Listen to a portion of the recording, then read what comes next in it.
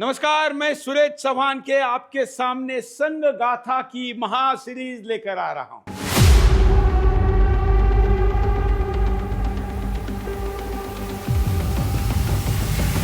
संघ गाथा में आपका बहुत बहुत स्वागत है।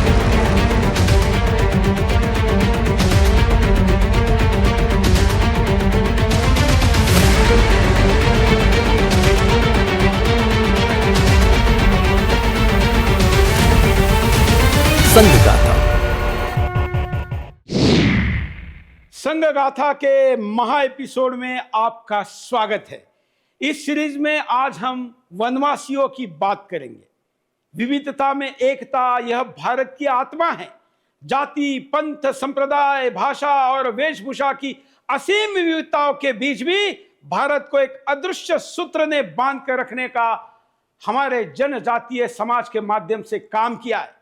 पीढ़ियों से अपनी परंपरा, संस्कृति और जीवन मूल्यों को सहेज कर रखने वाला यह समाज केवल इतिहास का हिस्सा नहीं, बल्कि भारतीय सभ्यता का जीवंत स्वरूप है।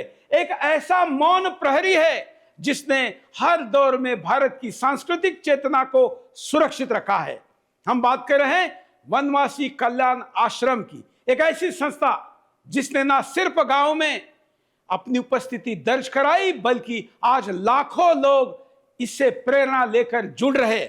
आइए जानते हैं राष्ट्रीय स्वयंसेवक संघ का एक आयाम वनवासी कल्याण आश्रम के विराट स्वरूप के बारे में। मैं समय हूं जो निरंतर आगे बढ़ता रहता है और हर क्षण को नया रूप देता है। वनवासी कल्याण आश्रम के माध्यम से मैं उन आदिवासी समुदायों की समृद्ध परंपराओं और उनकी विकास यात्रा को उजागर करता हूं। समय के साथ यह आश्रम उन समुदायों के जीवन में बदलाव, समृद्धि और आत्मनिर्भरता लाने में महत्वपूर्ण भूमिका निभा रहा है। इस यात्रा में मैं समय के पारंपरिक और आधुनिक पहलुओं को जोड़कर उनके संघर्ष और उनकी सफलता की कहानी को आपके सामने रखता हूं। वनवासी कल्याण आश्रम की स्थापना की पृष्ठभूमि में भारत सरकार भी है। जब 47 में देश आजाद हुआ तो उस समय के जो मनोनीत मुख्यमंत्री थे, उसी क्रम में मध्य प्रदेश और बरार प्रांत के जो मुख्यमंत्री थे पंडित रविशंकर शुक्ला, उनको जगह जगह स्वागत हो रहा था क्षेत्र में। उसी क्रम में वो जैसे ही कुनकुरी क्षेत्र में गए, यानी जसपुर जिला में गए, अभी वर्तमान में छत्तीसगढ़ जिले में, तो वहां पर उनका विरोध हुआ। पंडित रवि शुक्ला वापस जाओ, ईसा मसीह की जय, इस तरह के नारा लगा और उनको विरोध करने के लिए 40 किलोमीटर लंबी उनके अनुयायी लोग विरोध करने के लिए खड़े थे। वहां से वापस आए, उसमें राजधानी नागपुर थी। वहां पर वापस आए और उन्हें सोचने लगे कि आजाद देश में मुख्यमंत्री का विरोध हो रहा है तो सामान्य व्यक्ति का क्या हो सकता है। उस समय ठक्कर बाबा भी जिंदा थे, महात्मा गांधी भी थे। वो वापस दिल्ली गए। वहां पर जाने के बाद उन्होंने पूरी स्थिति बताई तो उन्होंने कहा कि इस अंग्रेजों के सरकार में चर्च का बहुत बड़ा प्रभाव पड़ा है। वो पूरा साम्राज्य स्थापित किया।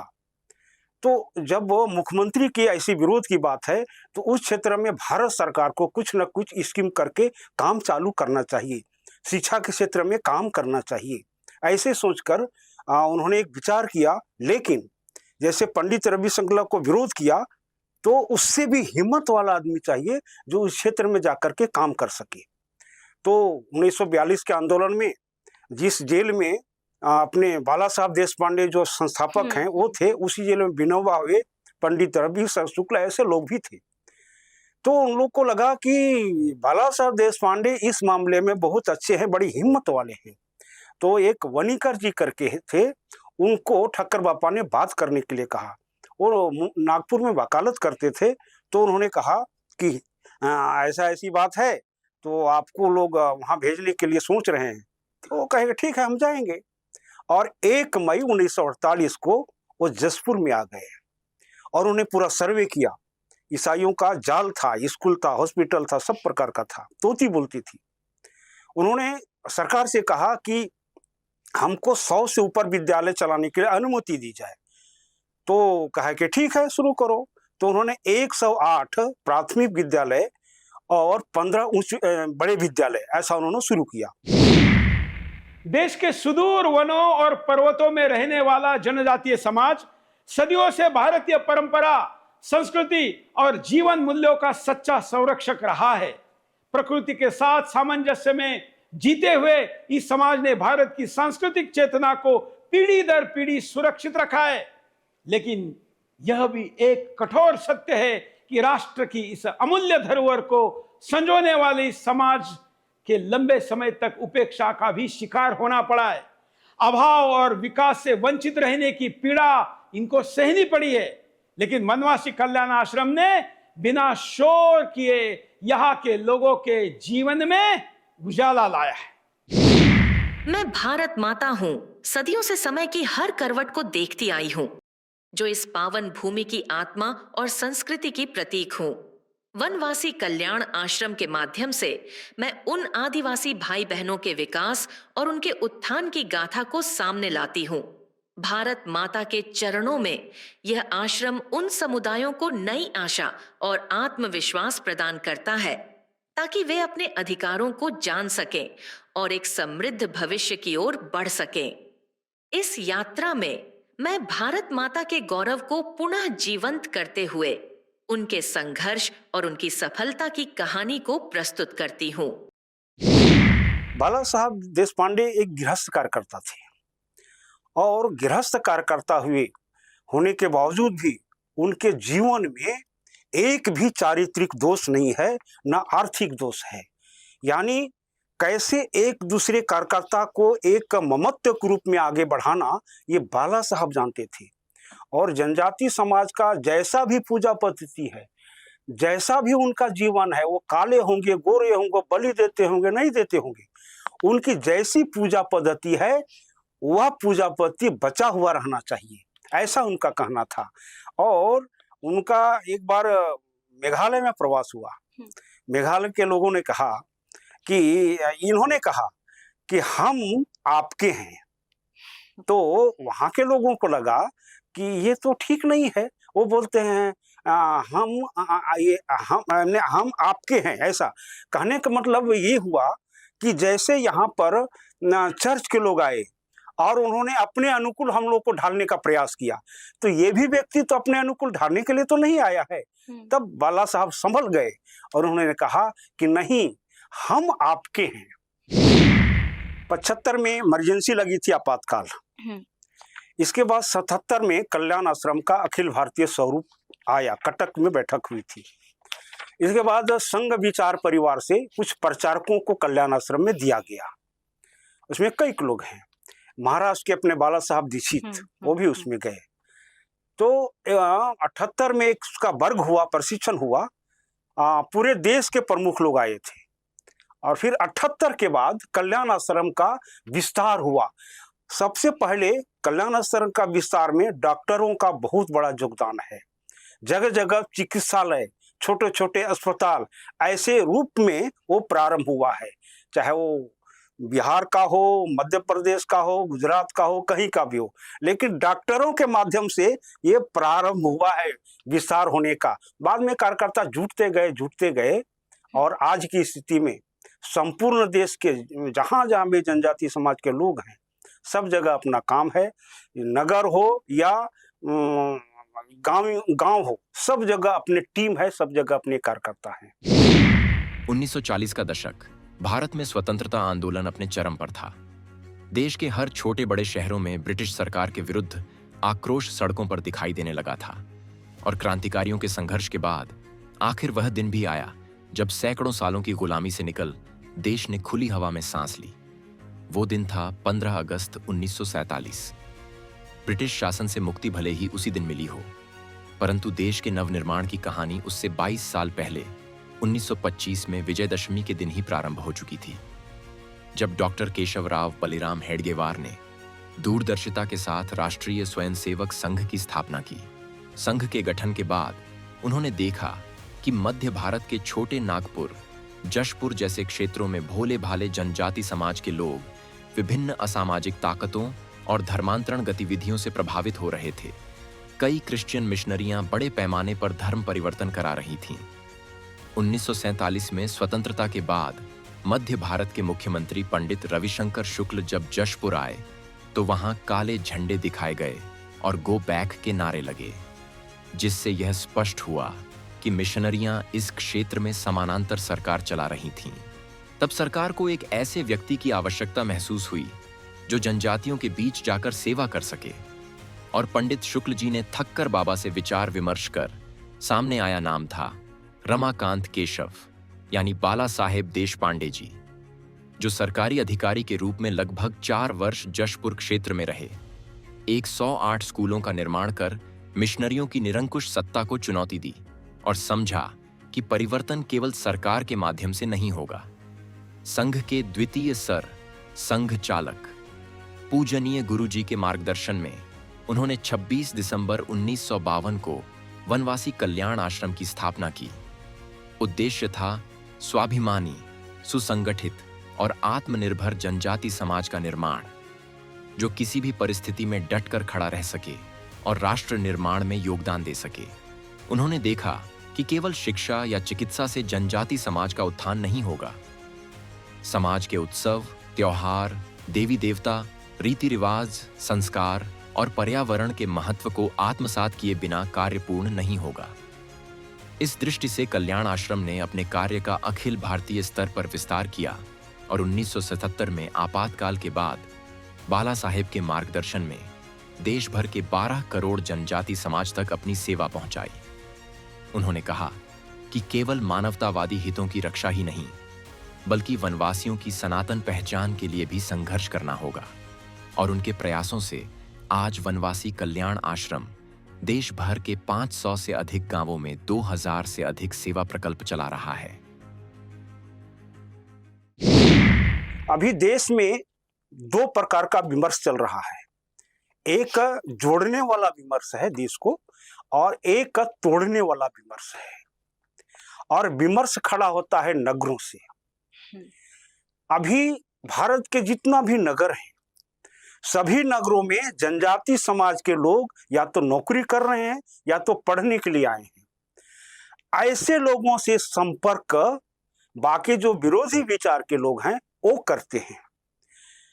तो नगरों में संपर्क इतना आवश्यक हो गया है कि जो प्रबुद्ध वर्ग रहता है नगरों में, उनके साथ अपने लोगों का संपर्क बनना चाहिए और उनको जनजाति समाज का सही प्रतिमा, सही चित्रण उनके पास जाना चाहिए कि जनजाति समाज का जो गौरवमयी परंपरा है, इतिहास है, वो सबके सामने ये जाए।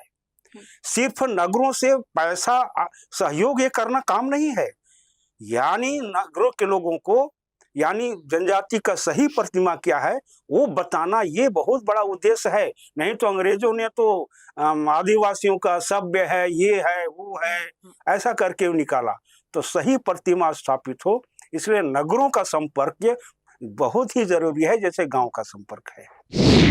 अपने कार्य प्रारंभ किया, वो था स्वतंत्रता संग्राम में जनजाति नायकों का योगदान। इस विषय पर 104 विश्वविद्यालय, ये पूरे देश के विश्वविद्यालयों में और लगभग 400 के आसपास महाविद्यालयों में ये कार्यक्रम हुआ है। बड़े बड़े कार्यक्रम हुए हैं, कहीं छोटे सब प्रकार कार्यक्रम है। उसमें लोगों को अनुभव में आया कि जनजाति समाज के लोगों का इतना बड़ा योगदान है देश के लिए।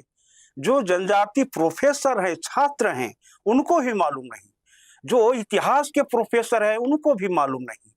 तो ये जो नवयुवक हैं, इनके बीच में एक अच्छा मैसेज गया कि जनजातियों का भी योगदान देश की आजादी में भी है और अपने परंपरा को भी आगे बढ़ाने में बहुत बड़ा योगदान है।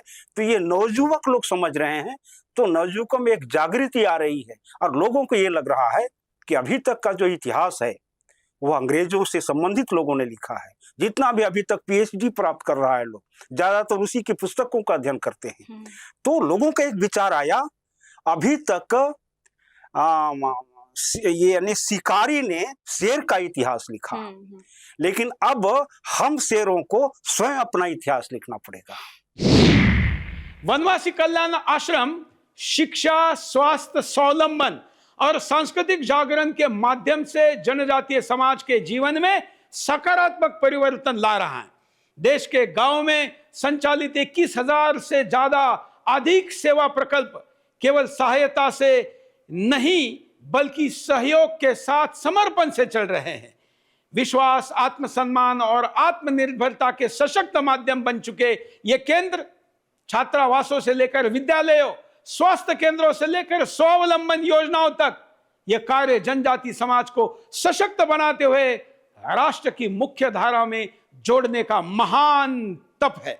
यही सेवा भाव भारत की एकात्मता को जमीनी स्तर पर मजबूत करने का निरंतर प्रयास भी कर रहा है। मैं भगवा ध्वज हूं। मैं मात्र एक रंग नहीं, मैं युगों की तप परंपरा का प्रतीक हूं। मैं उन अनगिनत बलिदानों की लौ हूं जिन्होंने इस भूमि को अक्षुण्ण रखा। वनवासी कल्याण आश्रम के माध्यम से मैं उन आदिवासी भाइयों और बहनों के उत्थान और सशक्तिकरण की कहानी को सामने लाता हूं। भगवा ध्वज की छांव तले यह आश्रम उन समुदायों को नई दिशा और प्रेरणा देता है ताकि वे आत्मनिर्भर बन सकें और अपने अधिकारों को समझ सकें। इस यात्रा में मैं भगवा ध्वज के प्रतीकत्व को जीवंत करते हुए उनके संघर्ष और सफलता की गाथा को प्रकट करता हूं। साथियों, अपनी 100 वर्ष की इस यात्रा में संघ का एक बड़ा काम ये रहा है, उसने समाज के अलग अलग वर्गों में आत्मबोध जगाया, स्वाभिमान जगाया। और इसके लिए संघ देश के उन क्षेत्रों में भी कार्य करता रहा है जो दुर्गम है, जहां पहुंचना सबसे कठिन है। हमारे देश में लगभग 10 करोड़ आदिवासी भाई बहन हैं जिनके कल्याण के लिए संघ लगातार प्रयासरत है। लंबे समय तक सरकारों ने उन्हें प्राथमिकता नहीं दी, लेकिन संघ ने उनकी संस्कृति, उनके पर्व, उत्सव, उनकी भाषा और परंपराओं को सर्वोच्च प्राथमिकता दी। सेवा भारती, विद्या भारती, एकल विद्यालय, वनवासी कल्याण आश्रम आदिवासी समाज के सशक्तिकरण का स्तंभ बनकर के उभरे। आज हमारे आदिवासी भाई बहनों में जो आत्मविश्वास आया है वो उनके जीवन में बदल रहा है। साथियों, संघ दशकों से आदिवासी परंपराओं, आदिवासी रीति रिवाजों, आदिवासी मूल्यों को सहजने संवारने में अपना सहयोग देता रहा है, अपना कर्तव्य निभा रहा है। उसकी तपस्या ने भारत की सांस्कृतिक पहचान सुरक्षित रखने में बड़ी भूमिका निभाई है। मैं देश के दूर सुदूर कोने कोने में आदिवासियों का जीवन आसान बनाने में लगे संघ के लाखों स्वयंसेवकों की भी सराहना करूंगा। जैसे बाकी पुरुष के लिए जरूरी है, वैसे महिलाओं का भी संगठन आवश्यक है। और महिला जब आगे बढ़ती है ना, तो संगठन दुगनी गति से बढ़ती है। हम महिलाओं को एक देवी के रूप में मानते हैं, एक माँ के रूप में मानते हैं, लेकिन अभी की स्थिति में महिलाओं का जो एक उनके प्रति जो व्यवहार होनी चाहिए वो नहीं दिखता है। तो चूंकि क्या है, अपना सनातन संस्कृति में, मानव संस्कृति में महिलाओं को एक पूजनीय माना गया है, लेकिन उनका जो सिद्धांत है, जो विरोधी लोग हैं, उनका तो ये भी कहना है कि महिलाओं में तो आत्मा ही नहीं होता है, वो भोग की वस्तु है, इस रूप में उसको लेता है। इसीलिए हमको महिलाओं के बीच में जागरण जरूरी है, जिससे अपने को समझ सके, और कि महिलाओं के द्वारा ही समाज का निर्माण होता है, व्यक्ति का निर्माण होता है। जितने भी महापुरुष हुए हैं सब तो माता के कारण हुए हैं, इसलिए महिला संगठन आवश्यक है। वनवासी कल्याण आश्रम केवल एक संगठन नहीं, यह उस भारत की जागरूक चेतना है जो अपने मूल को पहचानता है, अपने संस्कारों को सहेजता है और अपनी आत्मा से जुड़ा रहता है। यह सेवा कोई औपचारिकता नहीं बल्कि जीवन का स्वभाव है। यह संस्कार दिशा देते हैं और समर्पण शक्ति बन जाता है। इसी भाव के साथ जनजाति समाज के बीच तू मैं नहीं हम एक है की अनुभूति साकार होती है। यही अनुभूति समाज को जोड़ती है, राष्ट्र को मजबूत करती है और भारत को आत्मविश्वास के साथ आगे बढ़ाती है। 1952 में नागपुर में बाला साहेब देशपांडे ने कल्याण आश्रम की नींव रखी। आज इसे अखिल भारतीय वनवासी कल्याण आश्रम कहते हैं। एक छोटे सेवा मिशन के रूप में जुर नगर नामक छोटे से गांव में मध्य प्रदेश के दूर दराज जनजातीय क्षेत्रों में बाला साहेब और उनके सहयोगियों ने कठिन परिश्रम और लगन से धीरे धीरे इस कार्य को बढ़ाया। आश्रम ने अन्य राज्यों में भी मजबूत पैठ बनाई और आज यह वसियों के लिए, वसियों द्वारा सबसे बड़ा सेवा संगठन बन गया है। 1981 में दिल्ली में 700 वनवासी कार्यकर्ताओं का पहला अखिल भारतीय संगम, 1985 में पहली अखिल भारतीय महिला वनवासी सभा, 1986-87 में पूरे भारत में अभियान, मुंबई और इंदौर में खेल महाकुंभ जैसी गतिविधियां, सभी ने जनजाति समुदायों को सशक्त बनाया। आश्रम की पहल में स्कूल, हॉस्टल, डिस्पेंसरी, हस्तकला केंद्र, खेल केंद्र, महिला मंडल और संस्कार केंद्र शामिल हैं, जो शिक्षा, जीवन मूल्य और स्वास्थ्य जागरूकता दूर दराज गांवों तक ले जाते हैं। अस्पताल, मेडिकल सेंटर और ग्रामीण डॉक्टर, आरोग्य रुख स्थापित किए गए। हर्बल चिकित्सा में पारंपरिक ज्ञान का उपयोग किया गया। आश्रम ने जल, जंगल, जमीन के कानूनी अधिकारों और सामाजिक अधिकारों के प्रति जागरूकता बढ़ाई। भजन मंडली, धार्मिक सभा और सांस्कृतिक संरक्षण के माध्यम से स्वाभिमान और श्रद्धा का संचार किया। जहां वनवासी क्षेत्र गतिविधियों का केंद्र है, वहीं शहरी हिंदू भी वन यात्रा, साहित्यिक समर्थन, सामाजिक कार्यक्रम, कार्यकर्ताओं का निर्माण और वित्तीय सहायता के माध्यम से योगदान दे रहे हैं, जिससे आत्मविश्वास और राष्ट्रीय एकता का भाव पैदा हो। जनजाति युवकों में खेल प्रतिभा छिपी हुई है, लेकिन उनको उचित मंच नहीं मिल रहा है। उचित मंच नहीं मिलने के कारण वह अपनी प्रतिभा को विश्व पटल पर स्थापित नहीं कर पा रहे थे। तो 1988 में एक अपने साठे जी करके हैं, वो खेल के प्रति उनकी रुचि थी, तो आगे आए कल्याण आश्रम में और उन्होंने कहा कि मैं खेल के माध्यम से विद्यार्थियों को, नवयुवकों को जोड़ूंगा। और वो आगे आए तो कल्याण आश्रम कहा कि आपका स्वागत है, आप आइए। और उन्होंने पहला यानी प्रतियोगिता प्रारंभ किया मुंबई में, और मुंबई में पूरे देश के खिलाड़ी वहां पर गए और वहां पर लोगों ने जो प्रतिभा दिया उस प्रतियोगिता में, यानी जो धावक थे मिल्खा सिंह उसमें गए थे और उन्होंने अपने भाषण में कहा था कि हमारा कोई रिकॉर्ड तोड़ेगा तो कोई वनवासी तोड़ेगा, ऐसा उन्होंने कहा था। इसीलिए उस समय से प्रारंभ हो गया एकलव्य खेल केंद्र, क्योंकि एकलव्य एक वनवासी थे और उनके नाम पर एकलव्य खेल केंद्र प्रारंभ हुआ। समाज परिवर्तन यानी क्या है, तो इसके बारे में कहा गया कि एक निर्दोष समाज निर्मित हमारा लक्ष्य है। परम पूज्य बाला साहेब देवव्रत जी ने इसको और अधिक विस्तार करते हुए कहा कि निर्दोष यानी क्या है, शोषण मुक्त हो, समता युक्त हो, देशभक्त हो, अनुशासित हो और अपने समाज के लिए निस्वार्थ बुद्धि से काम करने वाला खड़ा रहे, इस प्रकार का समाज। और इसलिए संघ की समाज परिवर्तन में इस प्रकार के व्यक्ति आदर्श खड़े करते हुए उनकी ओर देखकर समाज अनुकरण करे, इस कल्पना को रखा गया। अब निर्दोष समाज की जब बात करते हैं तो दोषों के बारे में बोलना पड़ता है। इसलिए हम चाहते हैं कि अगर ये शोषण मुक्त बनेगा, एक भाव का लेकर चलेगा, तो सब प्रकार की विषमताओं को समाप्त करना चाहिए।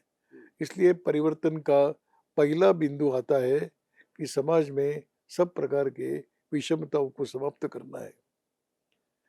अपने यहाँ पर संतों ने कहा है भेदा भेद अमंगल, इस अमंगल को हटाना है, यानी निर्दोष समाज है। दूसरी बात परिवर्तन की कही गई कि अपने देश के लिए, अपने समाज के लिए बिना किसी अपेक्षा के हर व्यक्ति ने काम करना चाहिए, ये व्यक्ति के जीवन में आए। मैं समय हूं और मैं देख रहा हूं कि कैसे हर क्षण में बदलाव और प्रगति समाहित है। इस यात्रा ने हमें यह सिखाया कि समय के साथ परिवर्तन अनिवार्य है और इन समुदायों का विकास भी इसी समय के साथ संभव हुआ है। आइए हम सब मिलकर आगे बढ़ें और इन बदलावों को और भी अधिक सशक्त बनाएं। संघ गाथा के आज के एपिसोड में वनवासी कल्याण आश्रम पर हमने ये पूरा एपिसोड आपके सामने प्रस्तुत किया। बहुत कम लोगों का प्रत्यक्ष सहभाग आपको एपिसोड में इसलिए दिखाई दिया क्योंकि सब लोग सुदूर जंगलों में काम करते हैं। हम प्रयास करेंगे कि अगले किसी एपिसोड में हम इनके स्थानों पर जाकर काम आपको दिखाए। संघ गाथा के आज के एपिसोड में हमने संघ का वो पहलू आपको दिखाया जो शत्रु कभी भी आपके सामने आने नहीं देता। हमने लाने का प्रयास किया है। आशा है आपको पसंद भी आया होगा और समझ में आया होगा। अगले एपिसोड में संघ गाथा में फिर मिलते हैं। नमस्कार।